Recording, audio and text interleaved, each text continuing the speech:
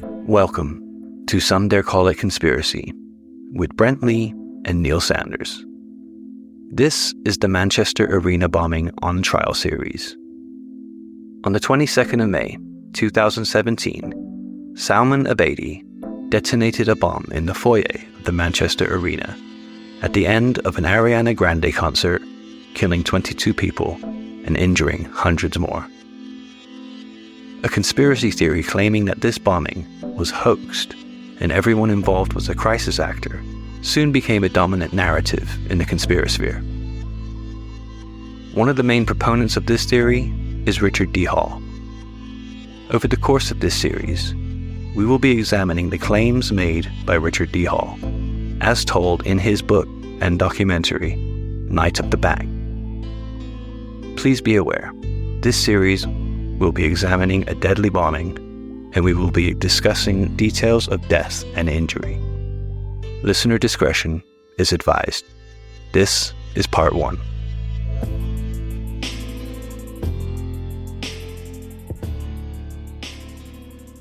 Right, I guess we should start right here and just let's pull the trigger on this one because we have got our very first Conspirator?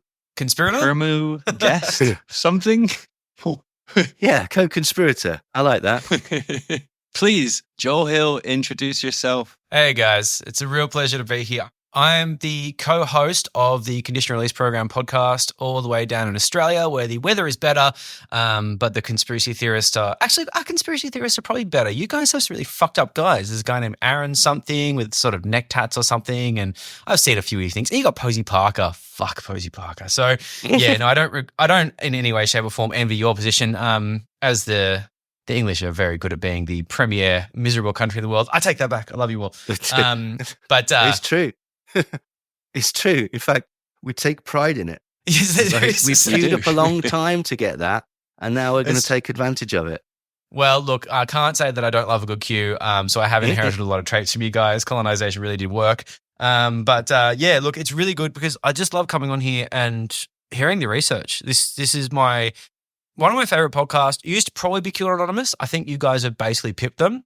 Knowledge Fight, if they took a lot of the between words out, I also rate. But I'd say you guys are probably my top rotation. So being a part of the crew is an absolute honor. And your research is second to none. I wish I was this good. You guys did the WF episode before I did mine, and it made me sort of cry inside because I'm like, I'm still going to do the episode, but it's just not going to be as good as this. It's just, well, that's how we first met, I think, because that's how I stumbled upon you guys because I was looking for something to look and just get some things. And I'm like, shit, this is good. Fuck, I can't steal it. I'm just going to, okay. I think you said it in all due respect, fuck you guys. It sounds like me. That sounds like me. But yeah, look, I'm looking forward to some more collaborations of just hanging out and basically just being a passenger for the ride because you guys bend my brains in ways that very few do. I really appreciate your work and I'm glad you guys have jumped into the fray because we need more people like you guys, just smart, level-headed, good research, funny, people doing podcasts and other media to basically counteract these absurd counter narratives that are taking over the Western world and fucking giving people brainworms. Thank you. And thank you for being here. Pleasure. Right. So tonight is a bit of a special one, really, isn't it? Because we've got a kind of personal connection to it. The conspiracy theory is Richard D. Hall's film and book, The Night of the Bang. And this is a bit of a strange one because Richard D. Hall is a conspiracy theorist from the UK who's got his own channel and his own website called richplanet.com or richplanet.net, actually.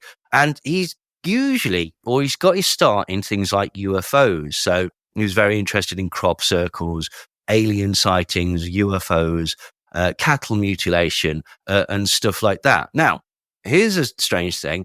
I know Richard. In fact, up until recently, I've considered him a friend. I still consider him a friend. Whether he considers me a friend is a completely other conversation. But I got my start with him. It was him that encouraged me to write books about mind control and appear on his show. I've been on his show a few times. I do know the guy. He's done quite a lot of sort of more controversial films, stuff about Madeleine McCann and the death of MP Joe Cox. He did a film about Jill Dando as well. They are of varying quality and varying levels of plausibility, basically. But he's got very, very sort of broad concept. Now, what's really interesting is that when Sandy Hook came out, and then following that, the death of Lee Rigby, the alternative media jumped on both of those events and said, these are fakes. These are hoaxes. Nobody's died in these events. They're elaborate pieces of street theatre. And at the time, I vividly remember chatting with Richard at one of his live shows and saying, this is nonsense. I don't buy any of this. I think it's a silly concept. I don't see how it would work. And at the time, Richard absolutely 100% agreed with me. Like, at the time, he was trying to move more towards sort of true crime rather than conspiratorial stuff. And he thought that the whole crisis actor concept, which is the idea that all the people who supposedly die are actors and nobody really dies, and the whole thing is basically some sort of, as I said before, elaborate street theatre. But essentially what happened was, there's a program that he did on his show called All Our Terror Attacks Are Fake or something like that, with Nick Kollerstrom in it. And you could actually watch through the episode Nick persuading Richard that this is a viable technique. And very shortly after that, he started looking into other events, culminating in the Manchester Arena bombing. Now, the Manchester Arena bombing, it happened on the 22nd of May, 2017. And this was following a concert by singer Arianna Grande. 22-year-old Salman Abedi walked into the foyer of the Manchester Arena, which is sometimes called the City Room, and he had a homemade TATP bomb that was inside a rucksack that also contained 30 kilograms of nuts and bolts. He detonated this bomb at 10:31 as all the concert goers were actually leaving. 22 people killed, 23 including Abedi. Initially, 119 people were reported injured, but this rose to eventually a final count of 1,017 people sustaining injuries, 239 of which were physical. The youngest victim who died was a girl called Safi Roussos, and she was sadly only 8 years old. So it was a horrific event that sort of became very much ingrained into the minds of the public all over the world, specifically in the UK. However, Richard's theory that he's explored in a film called The Night of the Bang and a book called The Night of the Bang is that the entire thing was a fake event. He doesn't believe that anybody died. He doesn't believe that an actual bomb went off at the arena. He thinks that the entire thing was an elaborate hoax that was orchestrated by the intelligence agencies with the use of some actors, some real people that have basically been offered a new life somewhere or whatever. But essentially everybody involved is playing a part, pretending that a terrorist attack happened. But in Richard's theory, none of this actually happened. Now, he released this film in 2020, along with a book of the same name. Now, interestingly, in 2022, he's being sued by survivors of the bombing campaign. Specifically, Martin Hibbert is one of the people that's pushing this. And he's taken an interesting defense on this, rather than apologize or anything like that. What he's decided his defense is going to be is, yes, but my theory's right. Nobody died on the night. He's even gone so far as to suggest that Martin Hibbert, who's the person who's bringing the lawsuit against him, isn't the person that he says he is. And he's asking him to prove this in court. Now, this was kind of connected to a BBC Panorama program, which I was involved in and Brent was involved in. We'll talk a little bit about it later because I don't want spoilers or anything like that. But essentially, this sort of alerted him to this lawsuit. And his defense, particularly his defense against Mariana Spring, who's the reporter that actually sort of doorsteps him about this, is, have you actually read my evidence? Have you read the book? Have you looked at the film? And to be fair to Richard, it's a massive book. It's a huge investigation. There's like 450 odd pages. I don't think that Mariana Spring had read the book, or not entirely. I think she was aware of his theory, but I don't think that she'd actually sort of got into the minutiae. And so, to be fair to Richard, it hasn't been appraised like that. But there's obviously enough evidence in Richard's perspective for him to build a narrative around it. Now, I will say right from the off that basically when this came about, He was portrayed, or he's been portrayed in the UK media as the UK's Alex Jones. And this is specifically because Alex Jones said that Sandy Hook was fake and he was later sued by the parents. And I was interviewed by The Telegraph, actually, which is a mainstream broadsheet newspaper in the UK, specifically about this because I know Richard. The question that they asked me was, do you think that Richard is the UK's Alex Jones? And I said, no, I don't think he is at all. And the distinction that I made was that Alex Jones is a grifter and a charlatan who knows that he's lying and doesn't care. He just wants to sell something to the audience. The distinction with Richard is that Richard believes this, and he believes that he's doing a good thing. He believes that he's uncovered a massive, massive fraud that's been perpetuated against the general public, and that he's actually doing a service to the world through this. Whether you believe him, whether you think he's right or wrong, we don't know. We'll look at the evidence shortly. But that is the distinction. Alex Jones doesn't give a shit. Alex Jones is just a greasy car salesman that wants money. Richard isn't necessarily interested in the money aspect of it. Potentially the fame. We all want to get recognition for our work. But Richard thinks of himself as a sort of Woodward and Bernstein, whereas Alex Jones is a huckster. He's just an absolute complete huckster. And so that is the distinction. So let's get straight into it. Before we do that, Yeah. can we discuss where we were at the time that this attack happened? Oh, sorry. Yeah. What we felt about it at the time? Because obviously, Yeah. I was kind of on my way out, but not completely on my way out, Yeah. In 2017. Okay. you know, and I'd like to get a tap on basically what you guys heard. I actually was in Manchester at the arena once Oh, yeah. to see Nine Inch Nails in 2009. Oh, marvelous. Yeah. And I went backstage, which was pretty cool. Oh, wow. Did they do the thing that they did in the Marilyn Manson autobiography? Not quite. No, it was very Oh, good. Oh, thank God for that. very relaxed. But I did play Scissors Paper Rock with Trent Reznor, and Oh, sick. he won, and he was real kind about it. Oh, wow. Oh, marvelous. Yes. Anyway, yeah, we'll kick on. So when it comes down to where we were, 'cause I'm guessing this is getting edited out anyway, is that I wasn't really anywhere. I was in Australia, and I heard of it as being a news story. And to be honest, it didn't register here like it did there. No, fair enough. I mean, that's understandable. It was a news story. Mm-hmm. I thought it was a false flag. I was still in that sort of mind frame of everything that happens, there's probably another explanation for it.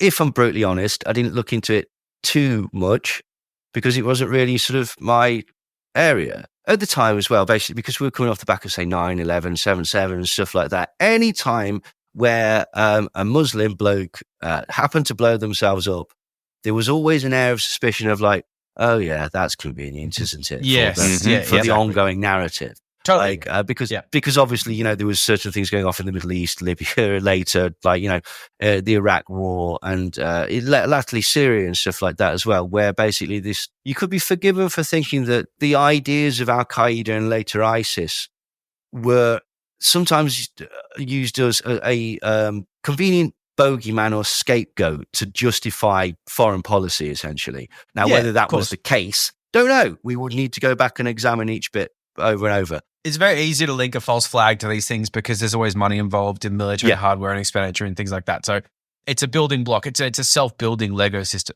It's once you have an attack, you can immediately say, okay, Muslim guy, cool. Here's the stepping stones toward my theory. I'm done. You don't even need to think about it. It builds itself. It's a real simple one. What did you think at the time, Brent? Instantly, I was like, yeah, of course, that's going to be a false flag. Yeah. I didn't subscribe to hoaxes or crisis actors, none of that type of stuff. I always thought it was kind of garbage. But the minute it happened, I just thought, okay, watch, there's going to be some sort of intelligence link or something like that. I felt like, you know, I don't even need to look into it. Yeah.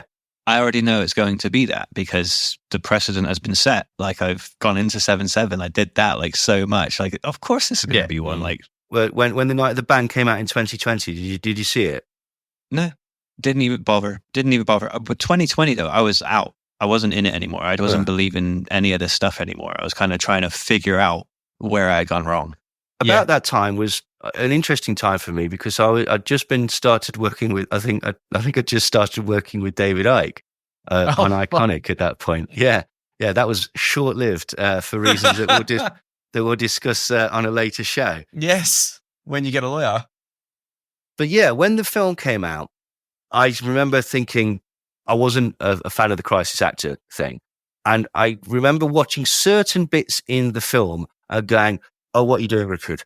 Oh dear, what are you doing? And if I'm being brutally honest, I thought at the time that he was trying to sort of kind of make a name for himself in as much as certain other people, Stephen Molyneux, Ian Crane, Ben Allen Jones, various people that we know within the sort of UK thing had been in the newspaper with some sort of talk about their theories. Now, obviously they were ridiculed, but at the time that was sort of massive exposure. And also at the time, Alex Jones was coasting along, doing his Sandy Hook thing with absolutely zero consequence for what he was saying. Yeah. So I thought at the time that Richard had purposely chosen a quite controversial topic in order to make waves.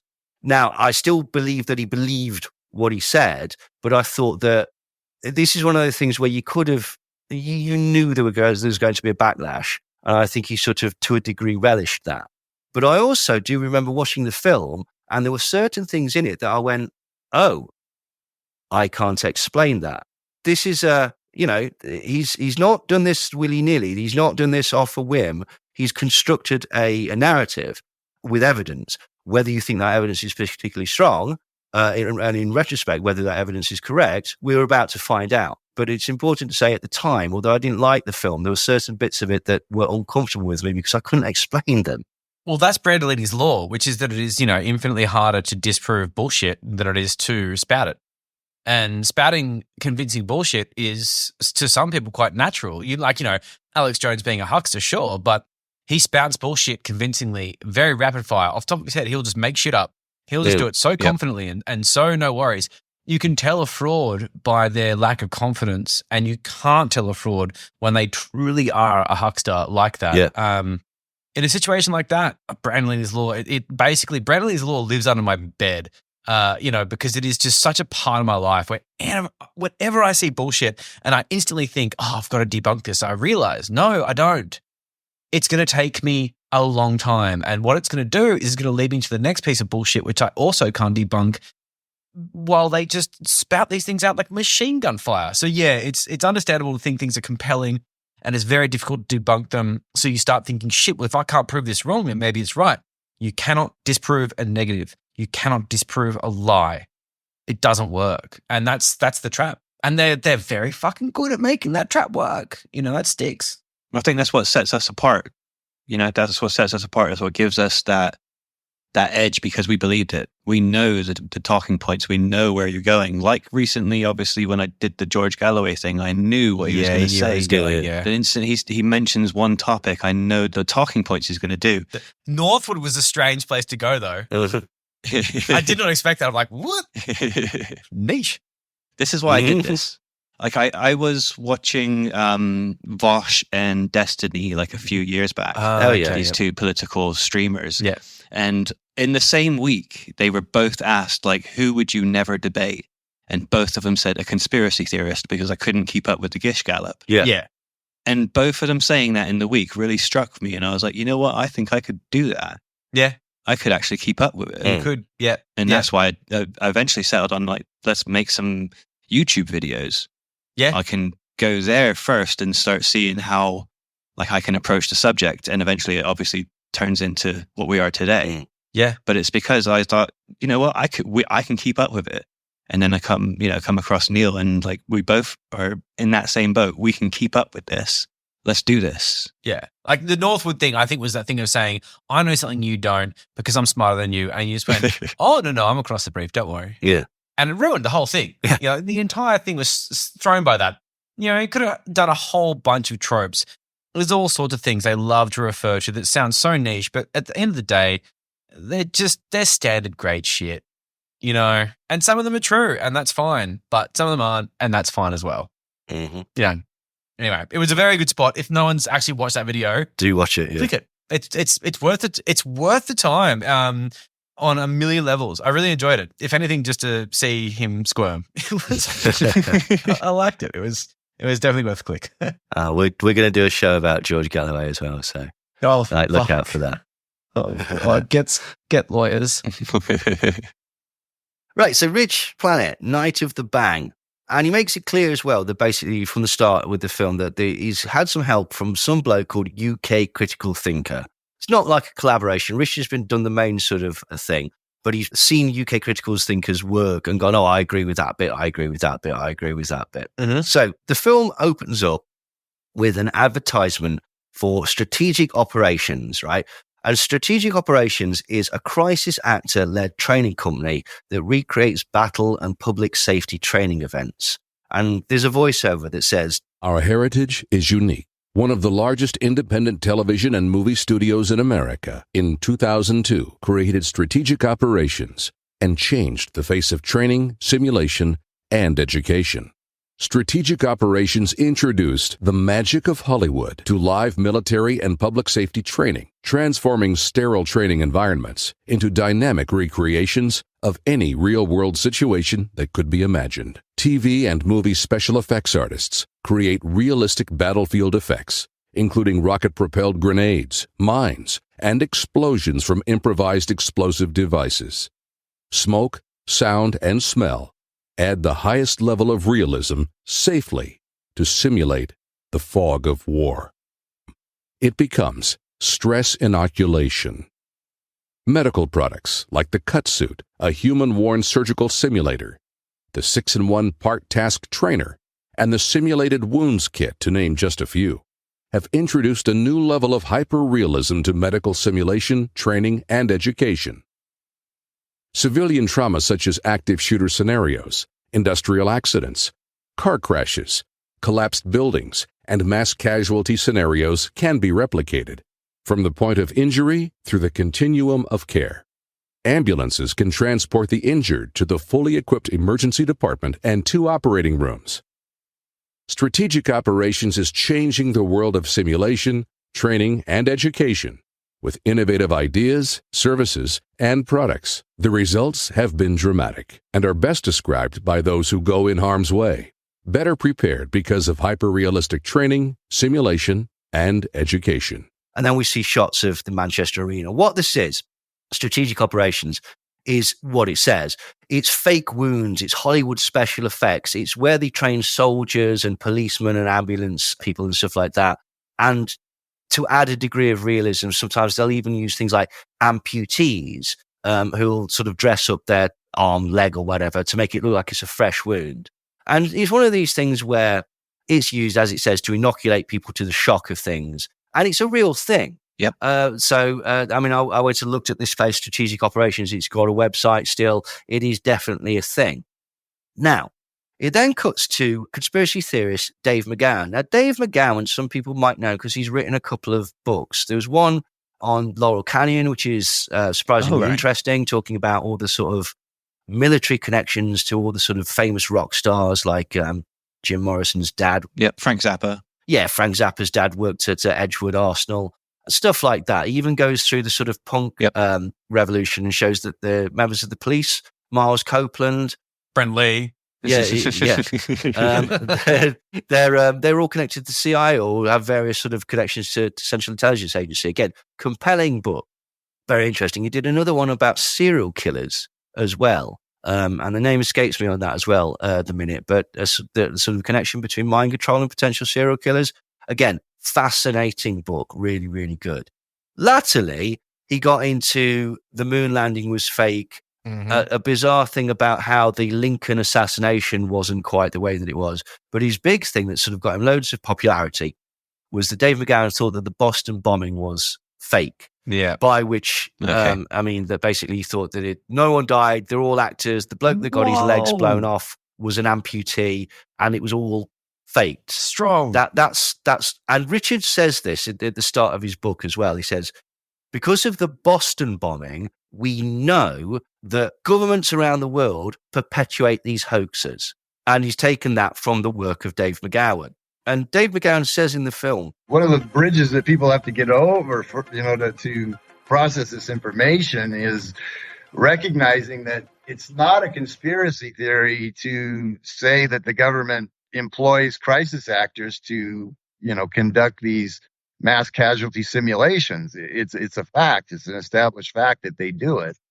So, it's not as bizarre as it sounds once you realize that the government has been doing this for a very long time. They just did one here just a few weeks ago, written up in the LA Times at the Burbank airport. Airports are one of the most common places where they stage these. And there were pictures in the LA Times of the crisis actors. And they acknowledged that, they were using Hollywood people to, makeup people and special effects to stage these very realistic looking wounds. And that's why he's included Dave McGowan, because Dave McGowan is a massive proponent of the theory. He's dead now, actually, but he was a massive proponent of the theory that the Boston bombing never happened. And similar to the narrative that Richard's going to furnish about the Manchester thing, they were blaming these patsy Muslims, and it was all about sort of progressing this idea that there's a problem with radical Islamic terrorism. So Richard goes on to explain the official narrative. The Manchester Arena bombing was an alleged suicide bomb attack which media reports claimed killed 22 people and a suicide bomber and injured over 100. The numbers vary on the amount of people allegedly injured. According to witnesses, the event started with a loud bang at 10:31 p.m. located inside the arena foyer, or the booking office, sometimes referred to as the City Suite. The foyer building is a large enclosed area just outside the main arena and adjoins onto a raised walkway which leads to the Manchester Victoria train station. He then goes on to say, many witnesses inside the arena reported hearing 2 bangs. The official Kerslake report and most media reports only mention 1 explosion. People have postulated that one of the 2 bangs was played over the arena's PA system. It is clear from witness accounts that one of the bangs did originate from something that was situated inside the arena foyer. The foyer is comprehensively covered by CCTV cameras, but footage from these cameras which would prove what happened has not been released. And this is just one reason why there is contention about what may have happened. And to be fair, that's kind of true. I mean, the actual sort of footage from the foyer has been limited. Certainly nobody's actually seen the point of the explosion. And Richard goes on to say that they don't necessarily need to release videos of any carnage. They don't necessarily need to release video of any carnage. Just a sequence showing who was in the foyer and where they were situated immediately before the alleged explosion would go some way to establish whether what they have told us is true. And he questions, was there a real bomb? Did people get injured at the arena? And did people die at the arena?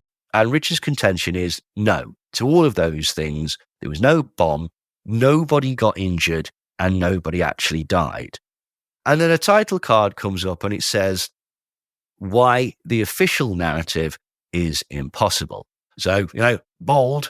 But this is where he's about to stake his case, essentially. Okay. He also says, there are no publicly available photographs that I have been able to find taken by concert goers which show any of the deceased victims taken after the bang, either dead or alive, and situated in or immediately outside the arena. Which is, again, there has been limited sort of photographs that have been released. There's 2 sort of main bits of footage. There's the one main photo that lots of people might have seen, which shows a Showsec employee kneeling down, a trail of blood coming sort of down towards the thing, and then sort of loads of carnage in the background. And then there's a video that shows the same scene, and it pans from right to left, and it shows a lady with blood trickling down her right thigh walking across the screen. Yep, I've seen this, yeah. That was taken by a bloke called John Barr, I think was his name. I may have got that wrong, but it was taken by a person called Barr. Oh, I've got it written down here. Who knew? Yeah. Do the take again.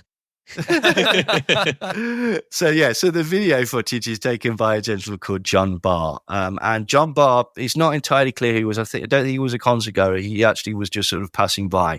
So to be fair, neither of those videos, of those bits of media, fit the criteria that Richard is on about. Okay. So fair enough, but perhaps he's actually got a point there.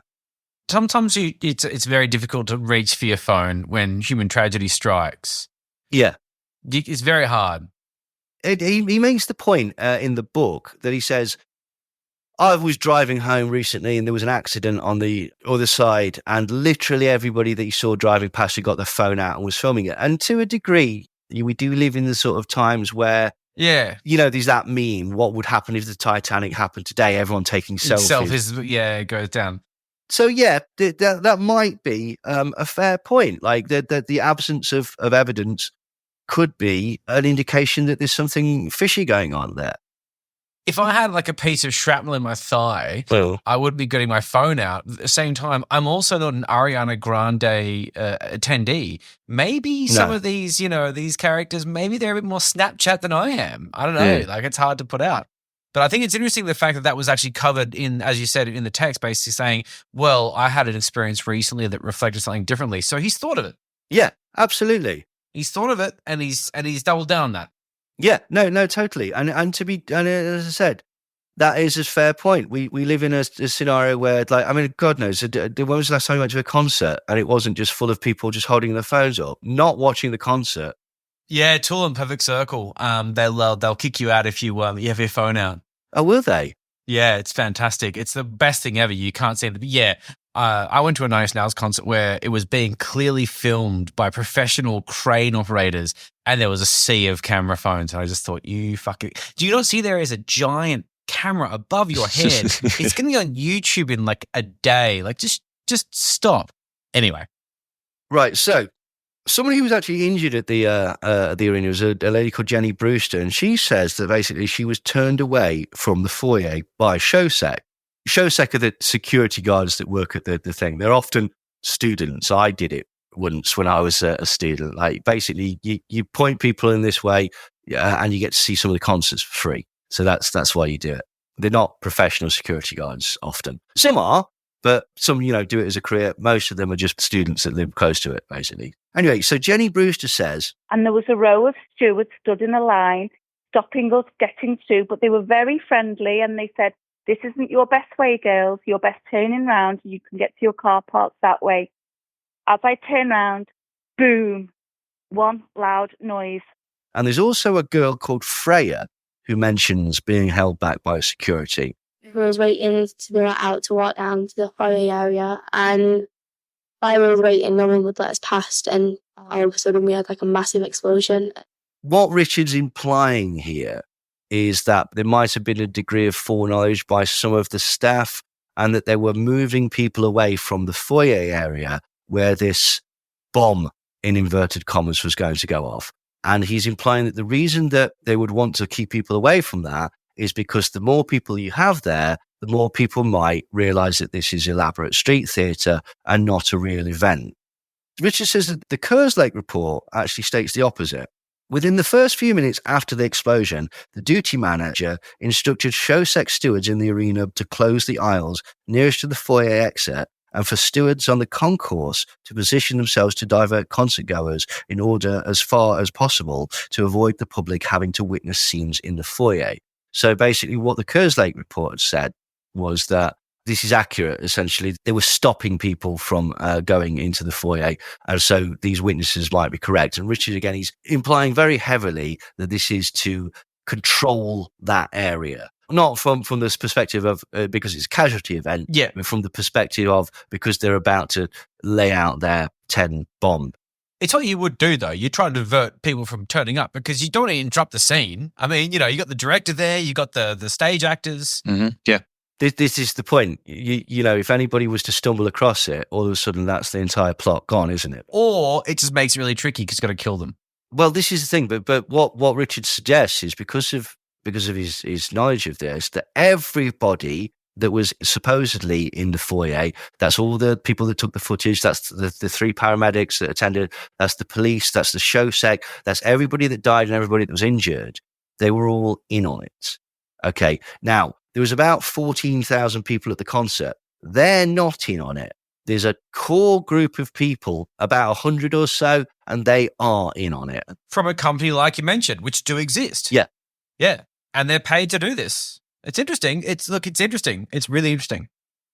But here's the thing: these people aren't necessarily crisis actors in the sense that they work for strategic operations or anything. They're crisis actors in as much as they've been approached by the intelligence agencies for whatever reasons that Richard does explain and we will get into, but they've been approached and coerced or convinced to be part of this elaborate street theatre. Blackmailed, maybe, or that's one of the options. There are numerous options, and with each person, he does give actually an explanation of what he thinks has happened to them.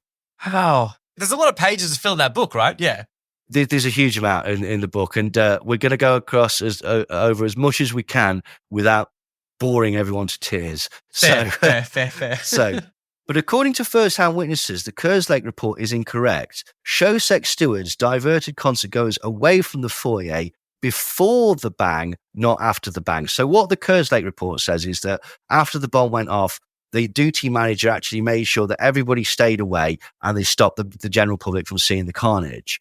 But what witnesses say is that they were diverted away from the foyer before the bang. And so Richard points out that this is a slight discrepancy that if it was fake, that would be a way to control the area. And again, which is fair. They don't even need to be in on it. They could just be told, do not let people get into this area at a certain time. It's totally, precisely. And you don't want everyone in on it. You want as few people who can fuck this up as possible. That's easy. That's very plausible. I mean, to be fair. Isn't it? Just so this is the thing. So I think to be fair, Richard is right. People need to look at his evidence and appraise it fairly. And we will. Yeah. So he next goes on to a chap called Nick Bickerstaff. Now, Nick Bickerstaff, in the book, Richard describes this as one of the most humorous parts of the Manchester bombing because he doesn't believe this man. What happened is Nick Bickerstaff arrived to pick up his daughter, Ellen, and he arrived just before the bomb went off, according to the official narrative, and he saw the carnage in the foyer. And so what happened was he thought he was going to die. And so he got his phone out because he thought there might be a second bomb and started filming himself in case he died, is the official story, so that they would be able to find his phone and realize that he was looking for his daughter. And he pushes past the security, gets into the walkway around the arena, and he's wandering around screaming for his daughter, Ellen. And he's describing what he's seen. He said that people are laughing and they don't know what's behind me. People bashed into bits and half their bodies are everywhere. And he squeals because he's obviously in distress. And he's actually being mocked by lots of people who are wandering around. They're just they're taking the piss out of him, basically. Now, Richard says concertgoers in the background seem calm and are not rushing for the exits. He is the only person who is panicking, and people can be heard mimicking him. His video shows no evidence of a bomb having gone off, no smoke, and no evidence of injured people. And Richard says that he thinks that this was actually filmed before the bang went off, possibly even before the concert happened, but then it's going to be later framed by the powers that be in order to make it look like. Although he then does sort of change his mind because he says that the footage shows that there's a girl with a pink balloon in the background, and these pink balloons were dropped into the audience 20 minutes before the end of the show. So he says this was probably filmed about 15 minutes before the end of the show, so still before the actual bomb. Now, he has further evidence to support this idea that Nick Bickerstaff was there before the bomb. UK Critical Thinker is the bloke that he sort of did this in conjunction with. He spots a bloke called Jordan Kenny. Jordan Kenny actually filmed the crowd rushing. You can go on his Twitter. It's still there to this day. Just after the bomb, he's up in the sort of like high up in the thing, and everyone, the crowd goes rushing. Latterly, Jordan Kenny apparently is doing rather well on OnlyFans. So, big up, large up yourself on that. But anyway, he's in the crowd behind Nick Bickerstaff. And he was supposedly there with a friend called Laura. Now, what UK Critical Thinker and Richard have said is, in the footage, two things. One, Jordan Kenny seems to be alone, so he's not with this girl, Laura. Two, he seems to be reaching into his pocket and walking past Nick Bickerstaff to the bar, the drinks concession stand, which is behind him. Okay. And Richard and UK Critical Thinkers say, well, why is he reaching into his pocket, obviously to get his money, and going to the bar to get a drink if a bomb's just gone off? That proves that the bomb hasn't gone off yet, and that obviously he's lying. Now, Richard points out that the bar's behind him. He's presumably reaching for his wallet. That shows that Nick Bickerstaff is lying and that this happened before the actual bomb went off. Now, Richard also says, in the final sequence, Bickerstaff stands next to the bar underneath a TV screen. The concourse screens usually display a live feed showing the concert inside the arena bowl. Although it is not perfectly clear, it looks like the video screen above Bickerstaff's head is showing the Arianna concert. If this is the case, then Bickerstaff's video was filmed before the bang, because the bang occurred after the concert had finished. And it's certainly true that there is a video, a TV with something happening above Nick Bickerstaff's head. So again, this is all building the picture in Richard's mind that this is evidently a hoax. It's fake. It's there to sort of bolster the mainstream official story. And Richard also says that Bickerstaff doesn't seem like he's concerned. He doesn't look like a concerned parent looking for his child. And he makes the good point that why doesn't he phone his daughter rather than film himself walking around looking for his daughter? That's a good question. Yeah. Why doesn't he phone his daughter to see if she's safe? Which is a good question. But Richard then just basically goes all out. He says that Bickerstaff is a crisis actor, and his description of a bomb shows that he had foreknowledge of the plot, which again shows that the entire thing is a hoax. And that concludes part 1. Thank you for listening to Some Dare Call It Conspiracy, the Manchester Arena bombing on trial series. Tune in next week for part 2. And as always, if you subscribe to our Patreon at patreon.com/somedarecallitconspiracy, you can listen to the full 8-part series right now. Thanks again.